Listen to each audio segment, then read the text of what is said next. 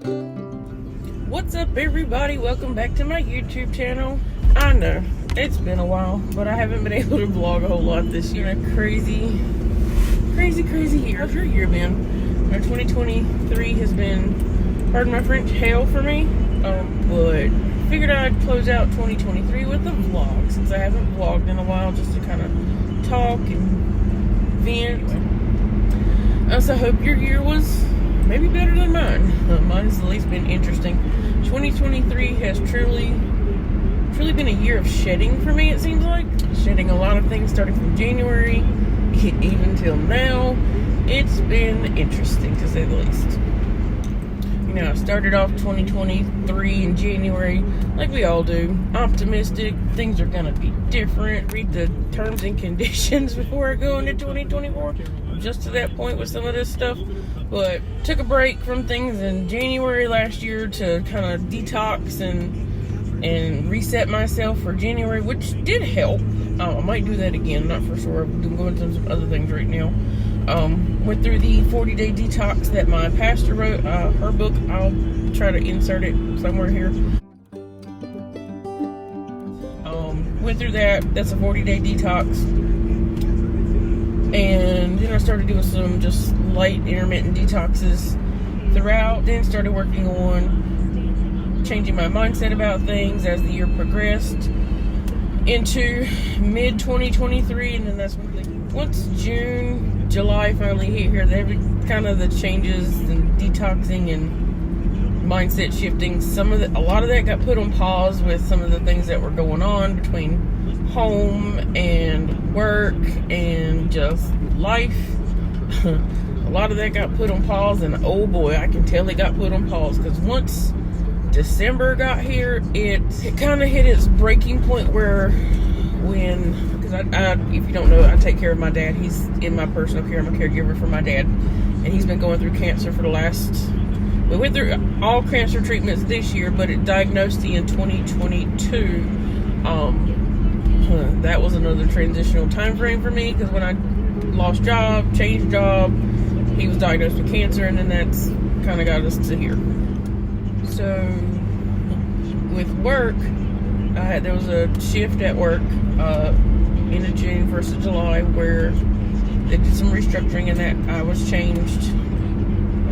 The transitional shift that I went through did not end very well with the new management that I had. That also resulted in losing that job because they didn't like how I was working. I didn't like how they were managing me, so it just didn't end very well at all. Luckily, before the culmination of that happening, I had already started looking for a job. It was kind of put within me that I needed to start looking and not wait till the end to do so, to think that unemployment was going to be a thing, because I saw how unemployment was when I was out of a job in the previous year.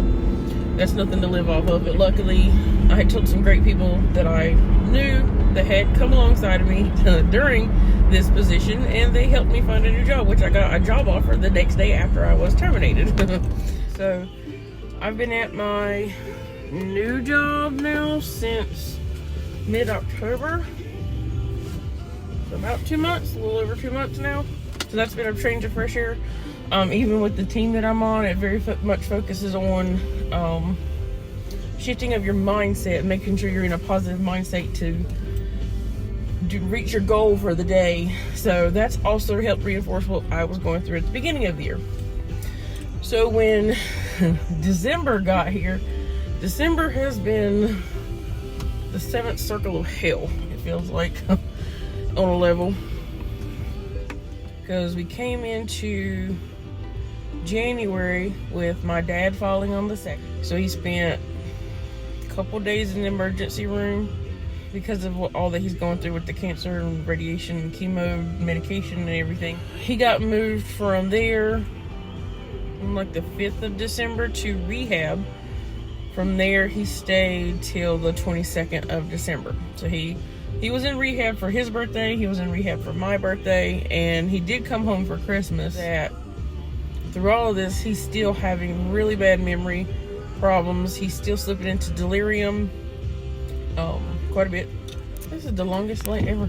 So he's slipping into delirium, but that's because of his medication that he's on for his mental breakdown that he had quite a few years ago now at this point. But he has to have it to stay chemically regulated, or he's not someone I want to handle. I have to keep a watch for the symptoms and triggers and things like that of him sliding into psychosis and things like that. So I have to stay on guard for that. Watching his mental state, because he doesn't remember a lot of things right now. He's still having really bad memory slips. Like the day I picked him up, he was such a place that he thought he had not gotten a haircut. He was due for a haircut in rehab, and I'm like, you did receive a haircut. So I had to take a picture of him. He still didn't believe me that he had gotten a haircut. And I'm like, your skin, you looked like you were homeless the other day. Now you're this, so you did get a haircut. But with some other things that had gone down, and I won't get into it, this whole month has just really triggered my emotional and physical abandonment issues, like really bad. So I've been trying to delve into healing the emotional and physical abandonment issue that I have, which kind of works hand in hand with the rejection issue that I have. It doesn't help the the anxious attachment style that I have with people. So I've just had a lot of things that have come to the surface that I need to start dealing with. Now I've also kind of put myself back in counseling therapy a little bit, with asking my therapist pastor in regards to how to heal now my very anxious attachment style that I have, because I can see where that can push people away with the neediness that it can be. So I have to now work through how to dial that back and kind of self-parent, as she teaches, to work through that. So learning how to self-parent, which means self-regulation of a lot of things. And one thing that I saw in regards to attachment styles, if you still revolve around a parent from where you learn this behavior from, which I do, it doesn't help. So I'm having to find ways to separate, to live some part of my life for myself, not just for being that caregiver for him and people pleasing him, that I have to find some kind of level of autonomy to get back to some semblance of self, to just kind of take breaks. Like I still do my duties and everything, and then like when he goes to bed, I'll sit up for an hour and journal or just do something to kind of give me breathing space to just be me. So that's some of what my 2023 has been looking like. I'm going to close out the vlog because it's getting kind of long at this point. So I want to wish you guys a happy and safe new year. I pray of blessings and abundance to everyone who watches this video. I hope everything that you're asking of God comes to pass in 2020. Wrap your mindset around that God hasn't left you. He will not leave you. He will meet you even in your darkest hour. Even when you feel like he's not there, he is there. I've had to lean on that quite often this year. So I will see you in 2024.